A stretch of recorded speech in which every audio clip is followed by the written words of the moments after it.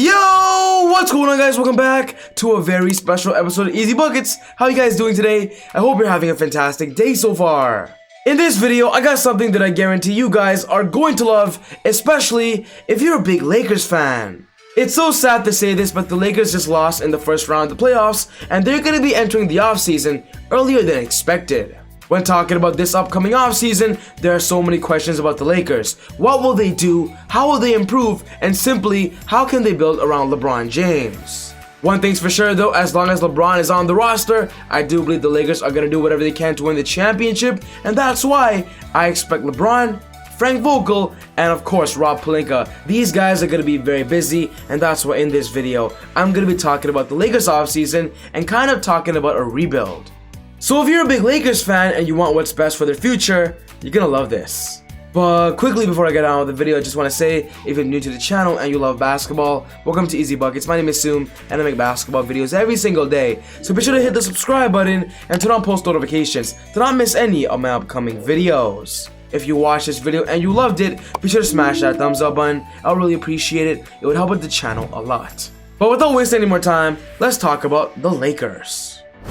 It's kind of hard to start thinking about, like, when we got started. The season started so fast after leaving the bubble, obviously. And I think I was talking to Wes in the locker room just a few minutes ago, and I said the one thing that bothers me more than anything, we never really got an opportunity to see our full team at full strength, either because of injury or COVID or something going on with our ball club this year.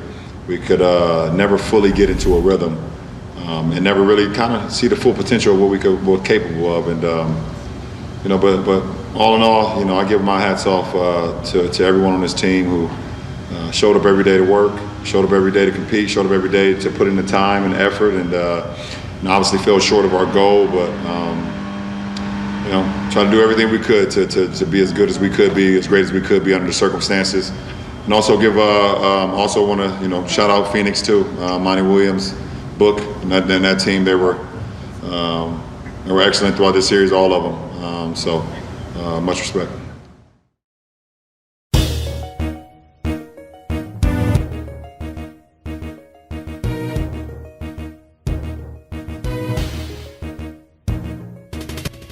Despite the Lakers failing this season, I believe next year they're still going to be one of the better teams in the NBA. The Lakers just re-signed LeBron James for 2 more years, and then of course signed Anthony Davis to a 5-year max contract. And as long as these two are on the rosters, they cannot waste a single season. And that's why this offseason, I know they're gonna make moves. A quick and big shout out to the Phoenix Suns for actually beating the Lakers in the NBA playoffs. Nobody thought it would actually happen. We all thought this season the Lakers were gonna go all the way to the NBA Finals and then face the Brooklyn Nets there. So with the Phoenix Suns actually beating the Lakers in Game 6, it was an upset, and they definitely deserve the respect. And now with the Lakers going home early, it's kind of a blessing in disguise, as now they can rest and of course focus on next year, where they are still going to be good.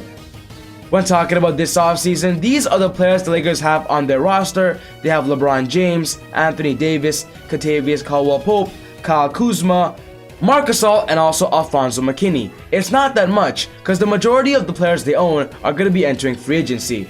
They could be losing Dennis Schroeder, Montrezl Harrell, Wesley Matthews, Alex Caruso, Jared Dudley, Markieff Morris, THT, Talen Horton-Tucker, Andre Drummond, and Ben McLemore. With the Lakers not having a filled up roster right now, expect them to be very active when it comes to free agency and potentially making some transactions. So now we're going to move forward to what I believe the Lakers must do this offseason, and I'm going to be listing it as a step-by-step process. The first priority is talking about health, and why I believe this summer, healing is going to be a big factor when it comes to LeBron James and Anthony Davis. This season, LeBron got hit with a high ankle sprain injury, which of course made him miss a lot of the second half of the NBA season, and even LeBron said it himself that even during the NBA playoffs against the Phoenix Suns, he wasn't fully healthy. He wasn't as aggressive as we all thought he could be. When talking about Anthony Davis, Davis has been hit with so many injuries during the regular season, but especially in the playoffs, he just got hit with a groin injury, missed Game 5, forced himself to play in Game 6, and then of course aggravated it again. So one thing's for sure, I believe this summer is going to be a lot of healing when it comes to these two superstars because they are the main pillars of the Lakers roster. As the NBA playoff continues, the Lakers have to find the right treatment, the right programs to make sure LeBron James and Anthony Davis are 100% healthy for the 2022 season. This is a must-do priority. The next priority is signing Andre Drummond to a mid-level exception contract. We just got a report a few days ago that when talking about this summer, the Lakers plan on bringing back Andre Drummond. Andre Drummond has interest in being here long term, and that's why I do believe if they can somehow sign him to an MLE, which is a mid-level exception, which is about $7 million to $9 million a year, I believe this is an affordable price for Andre Drummond, and of course, you don't have to overpay for him.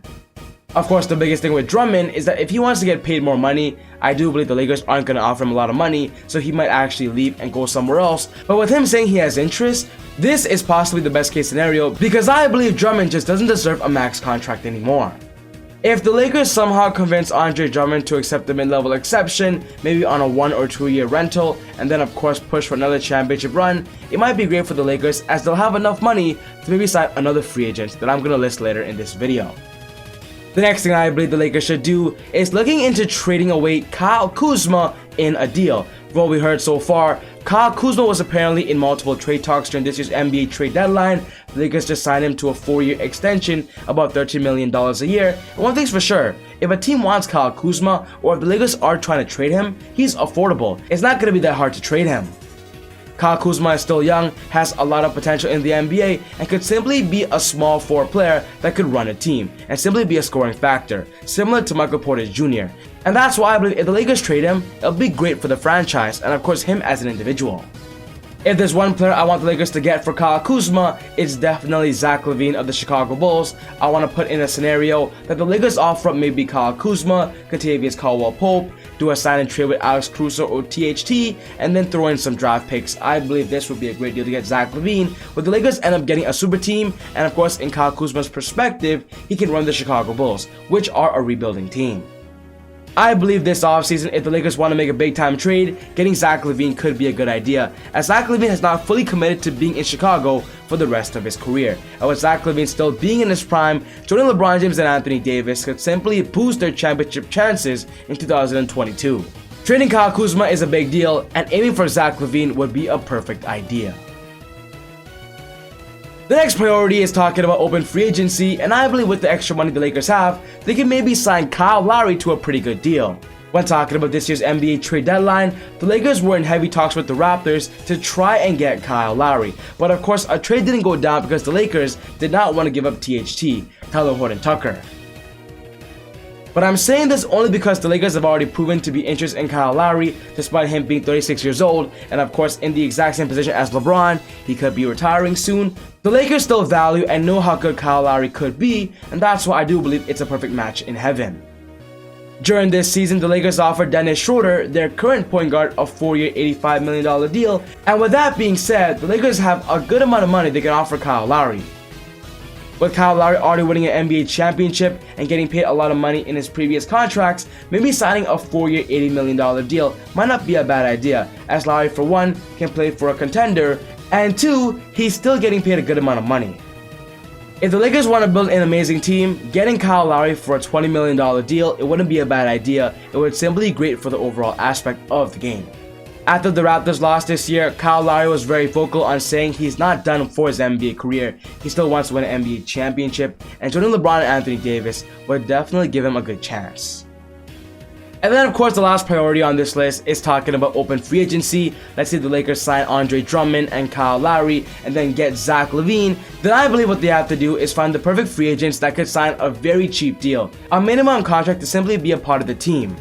I'm pretty sure the players that could be leaving this summer would definitely love to stay. Somebody like Wesley Matthews, even Ben McLemore, even Alex Caruso. So I wouldn't be surprised if this summer Frank Vogel and Rob Pelinka brings back some of the players that were already on the roster for a minimum contract. But of course, after getting their main core, sign the perfect free agents.